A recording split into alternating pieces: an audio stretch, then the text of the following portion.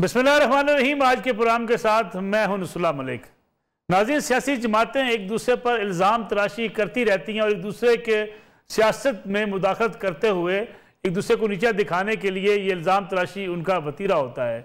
लेकिन foreign funding case जिसमें पाकिस्तान तहरीक इंसाफ के ऊपर कई सवालात उठे हैं, उसके जवाब में पाकिस्तान तहरीक इंसाफ, मुस्लिम लीग नून और पीपल्स पार्टी के फंड्स का, इलेक्शन फंड्स का भी तहकीकात का मुतालबा करती हुई नज़र आती है।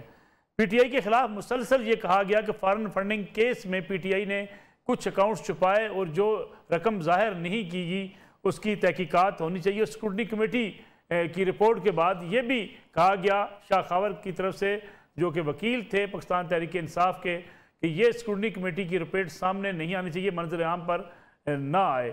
दूसरी जानब अपोजिशन इस वक्त ये मुतालबा करती हुई दिखाई देती है कि इमरान खान साहब को अब मुस्ताफ़ी हो जाना चाहिए, क्योंकि अगर किसी ने फॉरेन फंड लिए हैं और अगर किसी ने अकाउंट्स छुपाए हैं जो इलेक्शन के लिए लिए गए, तो ऐसे लोगों के खिलाफ कार्रवाई होनी चाहिए। अब इस स्क्रूटनी कमेटी की रिपोर्ट का नतीजा क्या निकलता है? क्या पाकिस्तान तहरीक इंसाफ मुश्किलात में घिर सकती है? क्योंकि कुछ अफवाहें जन्म ले रही हैं कि पाकिस्तान तहरीक इंसाफ के लिए फॉरेन फंडिंग केस बड़ी मुश्किलात पैदा कर सकता है। क्या इस स्क्रूटनी कमेटी की रिपोर्ट के बाद अब तहरीक इंसाफ के खिलाफ ये चलने वाला केस किस तरफ जाएगा? पाकिस्तान तहरीक इंसाफ के लिए इस केस से निकलना कितना आसान और कितना मुश्किल होगा? और पीटीआई के ख़ास तौर पे जो इंटरनल इलेक्शन हुए, फिर पीटीआई के अंदर जिस तरीके से फंडिंग हुई, फॉरेन फंडिंग हुई, इसके हवाले से माजी में भी बहुत से एतराज़ात उठाए जाते रहे हैं।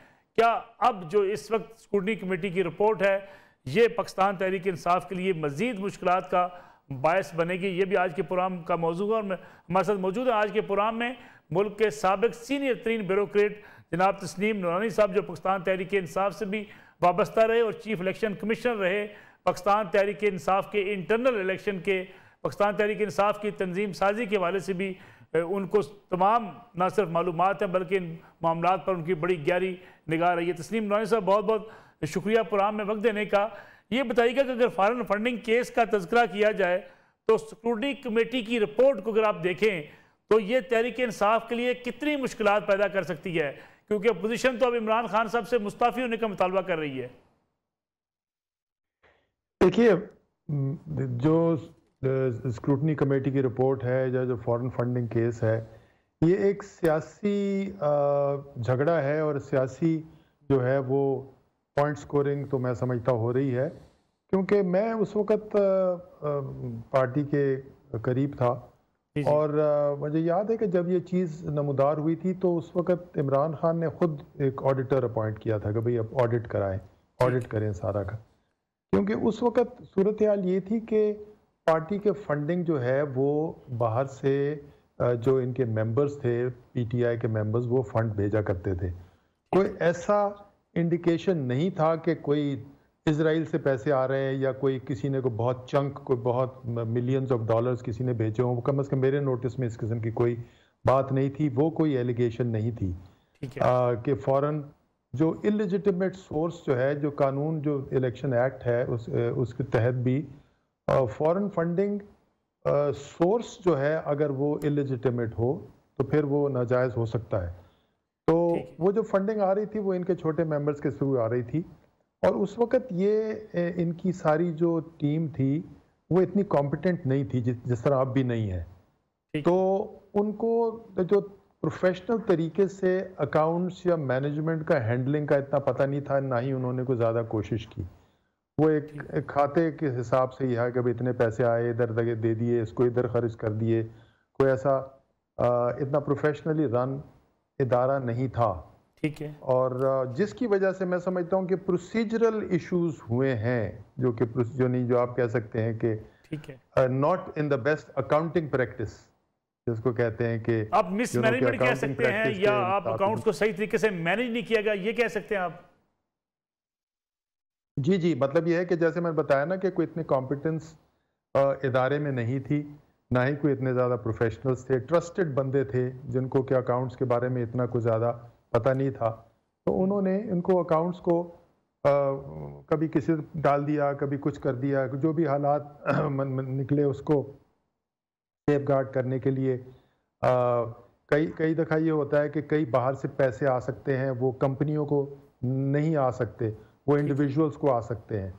तो उन्होंने उसका हल तलाश किया कि कुछ अपने अमले के ना अकाउंट में पैसे डलवा दिए कि भाई चूंकि इदारा पैसे नहीं, यानी वो मेरा ख्याल है फॉरेन एक्सचेंज रेगुलेशन में इस किस्म की रेगुलेशन थी, शायद अब भी होगी कि वो किसी कंपनी को नहीं पैसे आ सकते बाहर से, इंडिविजुअल जो रिसीव कर सकता। तो इस किस्म की उन्होंने हिमाकतें की और वो जो है वो अब जाहिर है कि वो चूंकि इनसाइड इंफॉर्मेशन जो थी उस पर वो बहुत केस जो है वो बहुत तनदही से उन्होंने फॉलो किया अकबर बाबर साहब ने, और वो बड़े डिटर्मिन्ड बंदे हैं तो वो उन्होंने छोड़ा नहीं, वो लगे रहे। मगर इशू यही है कि दूसरी पॉलिटिकल पार्टीज जो हैं वो अनफॉर्चुनेटली वो तो कोई सिस्टम फॉलो करती ही नहीं। ये एक फ़र्क है। ठीक है तस्लीम नूरानी साहब, लेकिन पीटीआई की तरफ से बार बार डिलेइंग टैक्टिक्स इस्तेमाल करना इस केस के लिए, फिर ये कहना है कि स्क्रूटनी कमेटी की रिपोर्ट पब्लिक ना की जाए, पीटीआई को अपने सियासी जो है नुकसान पहुंचने का, साख नुकसान पहुंचने का अंदेशा है, या कानूनी तौर पर पीटीआई समझती है कि उसके लिए मुश्किलात बढ़ सकती हैं? मुझे इतना तफसील से नहीं पता, ना ही मैंने इतनी गौर से इतनी तफसील से स्क्रूटनी कमेटी की रिपोर्ट पढ़ी है, पर मैं समझता हूँ कि कानूनी तौर पे मैं नहीं समझता कि जिस किस्म के मसाइल इस मुल्क में या जिस किस्म की चीज़ें इस मुल्क में होती हैं कि कानूनी तौर पे इतना कोई मसला होगा। सियासी तौर पे जैसे दूसरी पार्टियाँ अब जैसे क्लेम कर रही हैं कि जी रिज़ाइन करें और ये करें और वो करें, तो वो मेरा ख्याल उनको ख्याल होगा कि भाई हमें सियासी तौर पे ये हमारे ओपोनेंट्स इस चीज़ को उठाएंगे, और तभी आपने देखा कि वो काफ़ी अर्सा पहले से उन्होंने ये कहना शुरू कर दिया कि भाई उनके भी अकाउंट्स चेक करो, क्योंकि उनको पता है कि भाई उनके अकाउंट जब चेक करेंगे तो उसमें शायद प्रोसीजरल मसले ना हो, उसमें वो सब्सटेंटिव लीगल मसले आ सकते हैं कि भाई पैसा अगर अनोनिमस सोर्स से कैसे आ सकता है, कोई डिक्लेयर होना चाहिए वगैरह व्हाटएवर। तो उन्होंने मेरा ख्याल है कि इसी को पेशबंदी करने के लिए ये कहना शुरू कर दिया है। तो सियासी तौर पे तो उनको ख़तरा हो सकता है कि भाई ये चीज़ जो है परसेप्शन उनके ख़िलाफ़ वोटर के पेश की जा सकती है कि जी इन्होंने कोई गड़बड़ की है। मगर ये कि टेक्निकली मैं नहीं समझता, ये लीगली मैं नहीं समझता कोई इतना ज़्यादा मेरा असेसमेंट है कि इतना ज़्यादा सीरियस केस बन सकता है। सलीम साहब, आपने अकाउंट्स के हवाले से इनकम्पिटेंट टीम की बात की कि टीम में कम्पिटेंसी नहीं है, इसलिए ऐसी कुछ चीज़ें रह गई जो अब भारत कानूनी तौर पे मुश्किलात पैदा कर रही हैं, और आपने कहा कि अब भी इनकम्पिटेंट टीम है। आप समझते हैं कि पाकिस्तान तहरीक इंसाफ के पास टीम की कमी है, या उनके वीएन की कमी है, या पाकिस्तान तहरीक इंसाफ डिलीवर कर नहीं सकती दीगर मुश्किलात की वजह से? जैसे कि खान साहब तो कहते हैं माफियाज में घिरा हुआ मुल्क है, इसलिए शायद परफॉर्मेंस दिखाई नहीं जा सकी। देखिए, मैं उस वक्त भी इस चीज़ पे था, इसी बात से मैंने रिज़ाइन भी किया था पार्टी से, कि मैं समझता था कि जो उनका पहला सोच थी कि पार्टी में इलेक्शंस होने चाहिए, और पार्टी की, क्योंकि ये मौरूसी पार्टी नहीं वो क्लेम करते कि उनके बेटों ने इसको इनहेरिट नहीं करना, तो फिर किसने इनहेरिट करना है इस पार्टी को, कौन आगे लेके चलेगा इस पार्टी को?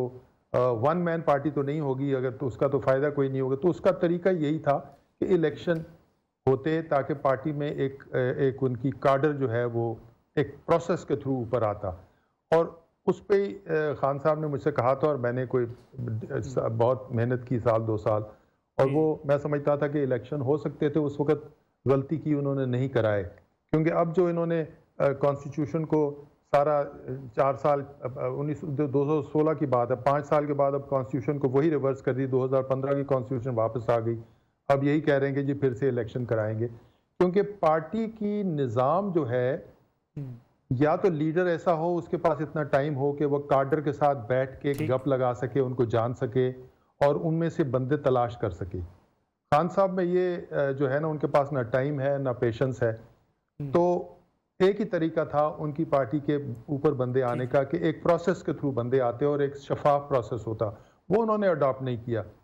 तो अब नतीजा कि कंफ्यूजन 2016 में भी था, 2013 में भी था, 2022 में भी है कि पार्टी में इतनी यानी गैर इत्तफाकी है, और हर लेवल पे है, यूनियन काउंसिल, तहसील काउंसिल, प्रोविंशियल काउंसिल। लेकिन उन्होंने सब जिस तरीके से पैसे का इस्तेमाल हुआ पार्टी इंटर पार्टी इलेक्शन में, उससे तो पार्टी में आम वर्कर पीछे रह गया, सरमायादार आगे आगे।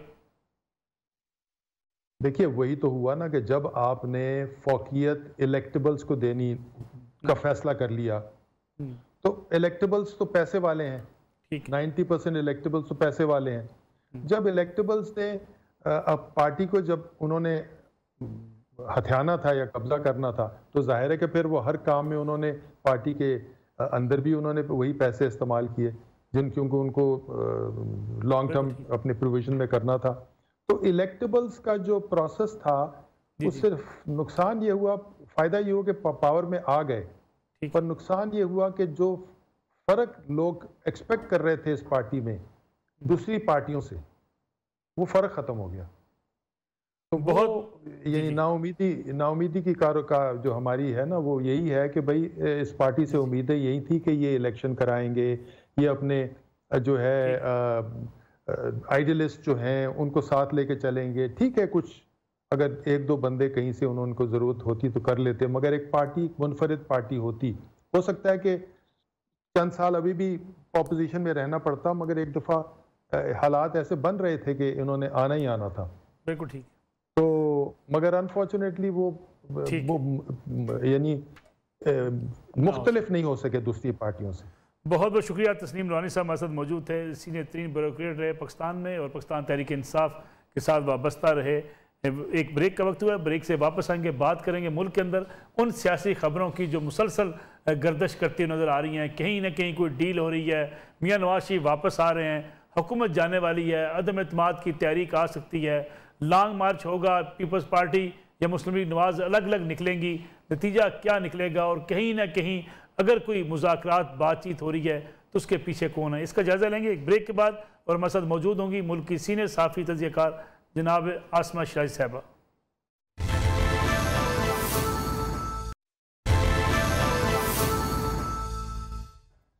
पुराने एक बार फिर खुश आमदेद। पाकिस्तान की सियासत में डील की खबरें तो हर वक्त चलती रहती हैं। अगर मियाँ नवाज शरीफ पाकिस्तान में मौजूद थे और बाहर चले गए तब भी कहा किसी डील के नतीजे में गए। फिर ये भी कहा जाता है कि सियासी जमातों के माबैन भी कोई डील चलती रहती है, इसलिए कहीं सियासी जमातों को कहीं सपोर्ट मिलती है, कहीं लचक का मुजाहरा देखने में आता है। और फिर ख़ास तौर पर जब मुकदमात के फैसले आते हैं तब भी बहुत सी तनकीद की जाती है मुख्तलिफ सियासी जमातों की तरफ से। इस वक्त भी मियाँ नवाज शरीफ की वापसी की खबरें हैं कि वो वापस आने वाले हैं। कोई ये कह रहा है कि पाकिस्तान पीपल्स पार्टी इन हाउस तब्दीली चाहती है, मियाँ नवाज शरीफ तब्दीली नहीं चाहते।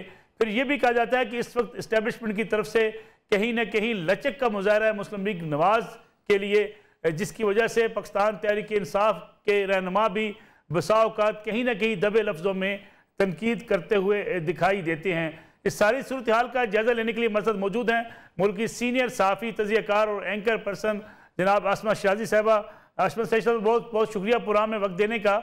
ये बताइएगा कि ये जो खबरें हैं कहीं ना कहीं डील हो रही है, किसी को ढील मिल रही है, ये फैला कौन रहा है, फ़ायदा किसका है?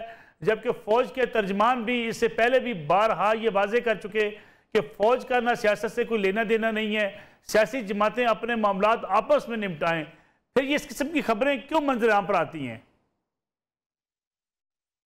जी बहुत बहुत शुक्रिया मलिक साहब, आपने प्रोग्राम में मदऊ किया। देखिए, जहाँ तक इस बात का ताल्लुक है कि पाकिस्तान की सियासत से इस्टेब्लिशमेंट का ताल्लुक नहीं रहा या नहीं है, तो मेरा ख्याल है ये तो बिल्कुल गलत होगा कहना। पाकिस्तान की सियासत में इस्टेब्लिशमेंट का बहुत किरदार था, किरदार है और किरदार रहेगा। जहाँ तक डील की खबरों की बात है तो जाहिर है कि ये एक पाकिस्तान के अंदर एक स्टेक होल्डर है, पाकिस्तान आर्मी और इस्टेब्लिशमेंट जो है वो एक स्टेक होल्डर रही है, लिहाजा और सियासी जमातें भी हैं और मखसूस सर्कमस्टांसेस भी पाकिस्तान की सियासत के रहे हैं। लिहाजा उस तनाजुर में अगर कहा जाए तो बातचीत जो का दरवाज़ा जो है वो सियासी जमातों का और इस्टेब्लिशमेंट का हमेशा से रहा है और मेरा ख्याल है कि मुस्तकबिल में भी रहेगा। उसकी वजह यह कि 70 साल से ये मामलात हैं और जाहिर है कि ये एक फिल फॉर ख़त्म नहीं हो सकते हैं। तो एक तो वो इसको हमें नेगेटिवली हम ज़रूर इसको लेते हैं और लेकिन ये एक रियलिटी भी है और ग्राउंड रियलिटी भी है। जहाँ तक ये बात है कि खबरें फैली कैसे, बहुत सारी खबरें बहुत दिनों से आ रही थी और आप भी बहुत ही वेल इन्फॉर्म्ड जर्नलिस्ट हैं, आपको पता है कि बहुत सारे राब्ते भी होते हैं, बातें भी होती हैं, अभी कुछ मखसूस टाइम की भी बात होती है, लेकिन इसको हवा कहाँ से मिली? इसको हवा मिली जब प्राइम मिनिस्टर पाकिस्तान ने तर्जुमानों की मीटिंग्स बुला के उसमें ये कहना शुरू कर दिया कि नवाज शरीफ की नाअहली की सजा जो है वो खत्म की जा रही है और उसके बाद से एक चेमगोइयों का, अब जब नाअहली की सजा के खात्मे की बात हो रही है तो आप मुझे बताएं कि कौन है जो ये नहीं कहेगा कि ये किस तनाजुर के अंदर बात हो रही है। लिहाजा उसके बाद से ओपनली इसके ऊपर बात होना शुरू हो गई और ये सारी गवर्नमेंट भले कहती रहे कि फेक न्यूज ओरिजिन जो है वो होती भी हुकूमती हलकों से है, वो पनपती भी वहीं पे है और वो फैलती भी वहीं से है। और उसके बाद जब वो जेर बहस आती है, मसलन कल प्राइम मिनिस्टर ने हमारे दोस्त खाबर गुम्मन से बात की है और उसमें उन्होंने क्या बातें की है, आप खुद मुझे बताएं कि 3 बहुत अहम बातें उन्होंने की हैं। अगले 3 माह बहुत अहम है, ये उन्होंने बात की है। उन्होंने कहा कि तौसी का जो मामलात है वो अभी क़ाबिल वक्त है या अभी उसमें वक्त है, अभी मैं उसके ऊपर नहीं बात कर रहा। और इसके साथ साथ उन्होंने 2-3 और बातें भी की हैं। जब आप किसी जर्नलिस्ट से बात करेंगे, जर्नलिस्ट यही सवाल पूछेगा और उसके बाद जब आप जवाब देंगे वो खबर बनेगी तो डिस्कशन होगी और यही हुआ है कि जिसमें डिस्कशन की जो के हो रही है। जहां तक डील की बात है, पाकिस्तान, मेरा तो हमेशा पॉइंट ऑफ व्यू होता है कि डील हमेशा सियासी जमातें देती है, लेती नहीं है। और इस वक्त जो सूरत हाल है उसके अंदर एक खास तनाजुर के अंदर आपको सारी डेवलपमेंट जो है वो नजर आ रही है। ठीक है, जो तर्जुमान पाक फौज है उन्होंने बहुत अहम स्टेटमेंट दिया है, उसको वेलकम करना चाहिए। अगर वो ये बात कर रहे हैं कि उनका कोई किरदार नहीं है और इस्टेब्लिशमेंट का किरदार नहीं है, इसको वेलकम करना चाहिए। मैं इस बारे में काफी ओपन माइंडेड हूँ कि अगर सियासी जमातें भी तो दूसरी तरफ से जो है वो बातचीत करती है, लेकिन मेरे नजदीक बातचीत करना बुरी बात नहीं है और बातचीत होनी चाहिए। अलबत्ता फैसला साजी जो है वो सियासी जमातों की तरफ से होनी चाहिए। असद शेख साहब, वज़ीर आज़म जो कहा 3 महीने बड़े अहम हैं, आप कैसे समझती हैं 3 माह में क्या हो सकता है? वज़ीर आज़म को 3 माह अहम क्यों लग रहे हैं? हालांकि उनके लिए इस वक्त परफॉर्मेंस दिखाने के शायद जो माह बचे हैं, हुकूमत के जो महीने बचे हैं, इसमें हुकूमत को अपनी परफॉर्मेंस दिखानी है। उनको फिर 3 महीने अहम किस लिए लग रहे हैं? देखिए, अब यही बात है मलिक साहब, जब हम इस पे बात करेंगे तो कहा जाएगा कि आप स्पेकुलेट करते हैं, आप फेक न्यूज करते हैं। जब प्राइम मिनिस्टर ये बात कह दें कि अगले 3 माह बहुत अहम है, तो जाहिर है कि हम सवाल पूछेंगे कि किस एतबार से 3 महीने अहम है। एक ये एतबार है कि उनकी परफॉर्मेंस उनको बेहतर करनी है, जिसकी वो निशानदेही कर रहे हैं कि महंगाई को कम करना है। इसके तनाजुर में वो कह रहे हैं कि ये बेहतर करनी है, तो भी अहम है। अगले 3 माह के अंदर उनकी जो पार्लियामेंट के अंदर स्ट्रेंथ है, क्योंकि हम और आप जब भी पॉलिटिक्स पे नजर दौड़ाते हैं और पार्लिमानी सियासत पे नजर दौड़ाते हैं, मिनी बजट आ चुका है, मिनी बजट को अप्रूव होना है, उनकी स्ट्रेंथ के बारे में सवालात पहले से मौजूद रहे हैं। और अगर उस एतबार से भी देखें, फिर उनकी जमात के अंदर जो ग्रुपिंग हुई हुई है उसकी तादाद, जहांगीर तरीन साहब का ग्रुप है, जहांगीर तरीन साहब के ग्रुप की तादाद जो है वो बढ़ सकती है आगे जाके। अगर वो बढ़ती है तो हुकूमत के ऊपर एक दबाव अपोजिशन से बालातर होकर उनकी अपनी जमात की तरफ से आएगा। तो उस हिसाब से भी वो कह रहे हैं कि 3 महीने कह सकते हैं कि 3 महीने बहुत अहम है। और उसके साथ साथ जो मुआशी एतबार से प्रेशर्स हैं उनके ऊपर इस वक्त एक बात जो कि जानी मानी है, जिसके ऊपर कोई इख्तलाफ नहीं है, वो एक ही बात है कि पाकिस्तान के अंदर महंगाई बहुत ज्यादा है और पाकिस्तान के अवाम जो है वो पिस रहे हैं। अब इसमें पेट्रोल की कीमतें आपने 30 रुपए तक लेके जानी है। IMF के मुताबिक आपने 4 रुपए अभी बढ़ाए हैं, 4 महीने अगले फिर 4 रुपए आपने अगले महीने बढ़ाने हैं, यानी आपने इसको फेजेस के अंदर करना है। बिजली की कीमत आप मुसलसल उसका इजाफा करें, खाने पीने की चीजों में इजाफा हो रहा है। प्राइम मिनिस्टर अच्छी बात है, वो कहते हैं कि ये सब कुछ जो है ये वो 3 महीनों में बेहतर करने की कोशिश करेंगे। उसके साथ साथ फिर आपको पता है तैनातियां भी है, ये एक फैक्ट है। अगले 3-4 महीनों के अंदर एक सूरत निकल आएगी कि आपको अहम जो पोस्टिंग्स हैं, अपनी अपॉइंटमेंट्स हैं वो करनी है। वो आर्मी चीफ की अपॉइंटमेंट है या वो एक्सटेंशन है, व्हाटएवर, वो उस पूरी सूरत के अंदर उनको फैसले करने हैं। इसलिए वो खुद ये बात कह रहे हैं कि अगले 3 माह जो है वो बहुत ज्यादा अहम। लेकिन अगर आर्मी चीफ की मुद्दत में तोसी की बात हो या नए आर्मी चीफ की तकर्री की बात हो, बड़ी कबरस वक्त डिस्कशन नहीं है कि जनवरी के अंदर ही इस पर अगर बातचीत शुरू कर दी जाए या इस पर तबसर शुरू कर दिए जाए? बिल्कुल, ये बहुत आप दुरुस्त कह रहे हैं, ये बहुत अर्ली है इस पूरे मामले के ऊपर बातचीत करना, लेकिन ये भी हुकूमती हलकों से ही ये बातें निकलती हैं। और तौसीक के ऊपर कल उन्होंने बाकायदा प्राइम मिनिस्टर ने अपना पॉइंट ऑफ व्यू दिया है। ये कह देना कि क़ब्ल अज़ वक्त है या इसमें भी वक्त पड़ा है, ये भी स्पेकुलेशन जो है इसके ऊपर बात होती है। सो उन्होंने ये बात की है, बुला के एक जर्नलिस्ट से मीटिंग में ये बात की है, तो ऑफ कोर्स इसका मतलब ये है कि वो ये समझ रहे हैं कि ये बहुत अहम बात है। और उसके बाद से आप देखें कि और ज्यादा इसके ऊपर जो है वो बहस मुबाहिसा चल पड़ा है। लेकिन किसी भी मुल्क के अंदर अनफॉर्चुनेटली हमारे मुल्क में ये अपॉइंटमेंट्स जो है ये किसी भी चीज से ज्यादा इंपॉर्टेंट हो जाती है, जो नहीं होनी चाहिए। लेकिन जाहिर है हमारे मखसूस सियासी हालात है, एक मखसूस किस्म का सियासी दबाव है, एक मखसूस किस्म का किरदार है एस्टेब्लिशमेंट का, जिसके बायस ये तैनातियां, ये पोस्टिंग्स जो है वो बहुत अहम होती है। और इसके एक और तनाजुर से भी आप देखिए मलिक साहब कि जब आप DGISI की अपॉइंटमेंट करते हैं और उसके अंदर जिस तरह के लैतोलाल से आप काम लेते हैं और जिस तरह के मामला आप देखते हैं, उससे पहले जो चीफ की एक्सटेंशन का मामला था वो कितना जेर बहस रहा, तो फिर आपको अचंभे वाली बात नहीं होनी चाहिए कि ये मैं और आप डिस्कशन करके इसको हवा दे रहे हैं या खबरें फैला रहे हैं। ये आपके अपने हल्के, आपके अपने इक़दामात के बाद जो है ऐसी खबरों को तक़वियत मिलती है, ऐसी चीजों को कंट्रोवर्शियल किया जाता है, यानी हुकूमती हल्कों की मैं बात कर रही हूँ। और यही हुआ है गुज़िश्ता कुछ महीनों के अंदर। मियां नवाज शरीफ की वापसी की खबरें काफ़ी गर्दिश में रहीं, अगरचे मियां नवाज शरीफ को बहुत जल्द वापस आने वाले नहीं हैं। पीपल्स पार्टी और मुस्लिम लीग नवाज के माबैन दूरियां हैं इन हाउस तब्दीली के हवाले से या हुकूमत के खिलाफ तहरीक चलाने के हवाले से। इन हालात में भी ये जो खबरें चलाई गई, ये खबरें चली कि मियां नवाज शरीफ वापस आ रहे हैं, कुछ ऐसे जो है वो मौके पैदा हो चुके हैं कि मियां नवाज शरीफ वापस आ सकते हैं, इसका जो है फ़ायदा कौन उठा रहा है?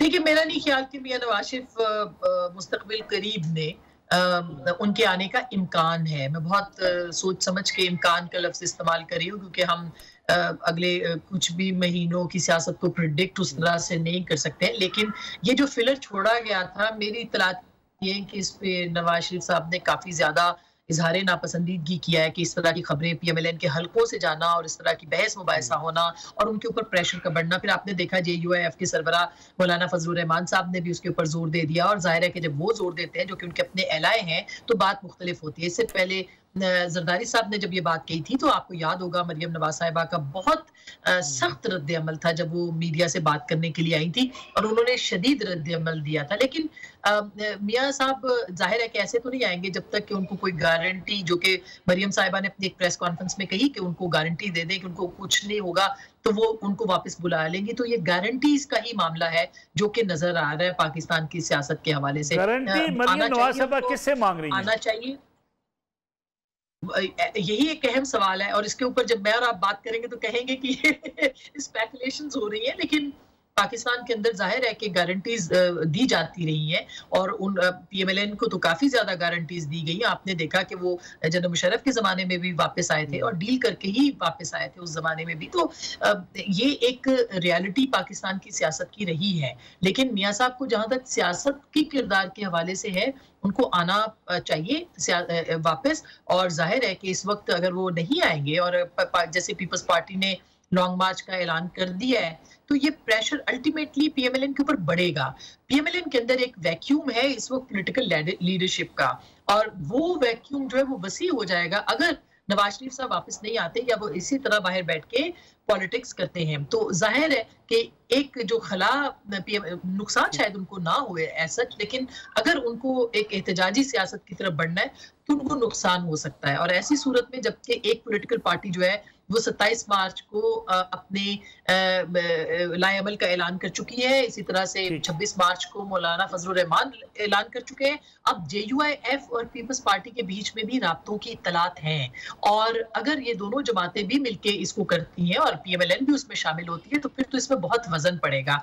लेकिन जाहिर है कि ये फैसले PMLN की लीडरशिप को करने हैं कि अमली सियासत के अंदर जो है वो खाली खुली नारे नहीं लगते, बल्कि उसमें अमली तौर पर भी काम जो है वो करना। पार्टी की दूरी की एक वजह बयान की जाती है कि मरियम नवाज साहिबा जो गारंटी मांग रही हैं इस पे पीपल्स पार्टी को एतराज है, क्या ये वजह हो सकती है? देखिए, पीपल्स पार्टी सारी जमातें चूंकि बात करती हैं, मैं ये नहीं कहती कि मौलाना फजलुर रहमान साहब ने बात नहीं की है इदारों के साथ, और करनी भी चाहिए। PMLN ने नहीं की है या पीपल्स पार्टी ने नहीं की है, सारी जमातें जो है वो इस वक्त बात कर रही है। सवाल ये है कि सबसे अहम जमात इस वक्त जो है वो पाकिस्तान मुस्लिम लीग नवाज ही है। तो अगर ये कहा जाए कि पाकिस्तान पीपल्स पार्टी को डील कर लेगी और वो कर सकती है, तो मेरा नहीं ख्याल कि वो इस पोजीशन में है इस वक्त के कोई डील कर सकें, और ना ही मेरा ख्याल है उनसे कोई डील जो है। हाँ, उनका एक किरदार ये जरूर होगा कि अगर पार्लियामेंट की सियासत के अंदर पीपल्स पार्टी का एक बड़ा नंबर है, फिगर है, उनके पास इनकी हुकूमत है, उनका किरदार जो है उस सिलसिले में बहुत वाज़ेह हो जाता है। लेकिन पाकिस्तान के अंदर कोई डील हो, कोई मुआहदा हो, मुस्तकबिल का पेश मंजर हो, वो PMLN के बगैर मुमकिन नहीं है। तो हम ये कह सकते हैं कि इस वक्त की पार्टी जो कि बातचीत के लिए बातचीत कर भी रही है, कर सकती है, वो पाकिस्तान मुस्लिम लीग नवाज है। बहुत बहुत शुक्रिया आसमा शराज साहब हमारे साथ मौजूद थी, सीनियर एंकर पर्सन, सीनियर साफ़ी। आसमा शराज जैसे कह रही थी कि मुल्क के अंदर पहले भी बातचीत, पहले भी मुज़ाकरात होते रहे, अब भी इस बात के इम्कान है।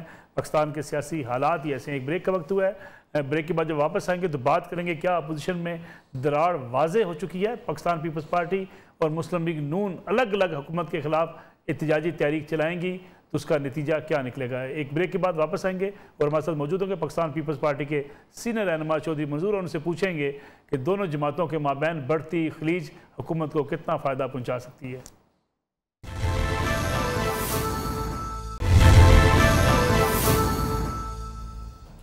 प्रोग्राम एक बार फिर खुशामदीद। हमारे साथ मौजूद है पाकिस्तान पीपल्स पार्टी के सीनियर रहनुमा जनाब चौधरी मंजूर अहमद साहब। चौधरी साहब बहुत बहुत शुक्रिया प्रोग्राम में वक्त देने का।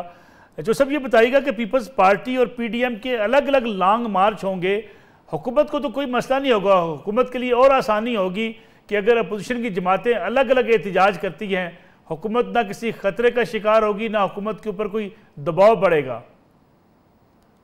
मेरा ख्याल है जो तहरीकें होती हैं वो जब शुरू होती हैं तो वो बिल्कुल ऐसे ही होती हैं, और वैसे भी मुझे तो इस लॉजिक नहीं समझ आई। अगर एक बंदे को एक मुक्का दाएं तरफ से पड़े और एक बाएं तरफ से पड़े तो मुक्के तो दो ही पड़ गए ना। वो इकट्ठे होकर मारे जाएं तो फिर भी दो ही होंगे, अलग-अलग मारे जाएं। तो सो इनके खिलाफ एक फैसला कुन मोड़ है, और इस पे आप देखेंगे बहुत जब निकलेंगे बिलावल साहब तो आप देखेंगे क्या सूरत हाल होती है। वैसे तो 27 को तो हमने फैसला कुन रखा है, लेकिन उससे पहले भी निकलते हम सारे सूबों के अंदर वहाँ पे तमाम शोबों के कन्वेंशन करने जा रहे हैं। तमाम शोबों के कन्वेंशन होंगे, किसानों के, मजदूरों के, नौजवानों के, तालिब इल्मों के, खवातीन के, और ये सारे कन्वेंशन कॉन्फ्रेंसेस होंगी लॉयर्स के, ये सारे, और उसके लिए प्रिपेयर किया जाएगा और फिर उसके बाद निकलेंगे। चूंकि इस वक्त लोग तंग हैं, लोग ज्यादा देर इंतजार नहीं कर सकते। अभी किसानों के लिए हमने पाकिस्तान पीपल्स पार्टी में ट्रैक्टर रैलीज का, ट्रैक्टर मार्च जो है वो हर डिवीजनल हेडक्वार्टर पे होंगे अगले हफ्ते के अंदर, तो वो भी टाइम दे दिए। लेकिन जो सब सियासी जमातों के हवाले से, अपोजिशन की सियासी जमातों के हवाले से एक तासर ये पैदा हुआ है कि अदम एतमाद का फुकदान है, ख़ासतौर पर PMLN और पाकिस्तान पीपल्स पार्टी के माबैन, जिसका फ़ायदा इस वक्त तहरीक इंसाफ उठा रही है। नहीं, उन्होंने जितना फ़ायदा उठाना था वो तो उठा चुके। वो अगर PDM के टाइम पे वो PDM ना तोड़ी जाती तो शायद अब तक ये हुकूमत घर जा चुकी होती। PDM शौरी तौर पर तोड़ी गई थी, और उसके बाद भी जब हम कहते थे कि नो कॉन्फिडेंस लेकर आए, फिर कहते थे नंबर किधर हैं, फिर जब यूसुफ रज़ा गिलानी साहब कौमी असम्बली से जीत गए तो फिर उसके बाद भी उन्होंने कहा कि नहीं, हमने इस हुकूमत को घर नहीं भेजना। और जो बंदा इस हुकूमत को घर नहीं भेजना चाहता तो वो तो फिर इसका सहूलतकार हुआ ना। तो लोग उससे भी पूछेंगे। इस वक्त तो लोगों की जिंदगी आजाद बनी रही। अब तो PMLN क्यों घर भेजना नहीं चाहती? पीपल्स पार्टी क्या समझती है? ये तो वो ज्यादा बेहतर समझते हैं, लेकिन हम समझते हैं, वो समझते हैं कि ये जितना अरसा रहेंगे उतना ज्यादा जलील होंगे लोगों की नजर में। लेकिन ये कोई आर्गूमेंट नहीं होता, ये पॉलिटिकल आर्गूमेंट नहीं होता। लेकिन क्या अगर इन हाउस तब्दीली के बाद पीपल्स पार्टी के इक़्तिदार में आती है तो इस थोड़े से अरसे के लिए क्या हुकूमत की सारी जो खराबियां अपने जिम्मे नहीं ले लेगी? वो कौन कह रहा है कि हम तो फ्रेश इलेक्शन की बात कर रहे हैं। कल कौमी असम्बली और सूबाई असम्बली के लिए अगले चंद दिनों के अंदर आप पढ़ लेंगे, वो हमने मांग ली है, दरखास्तें भी मांग ली पाकिस्तान पीपल्स पार्टी में।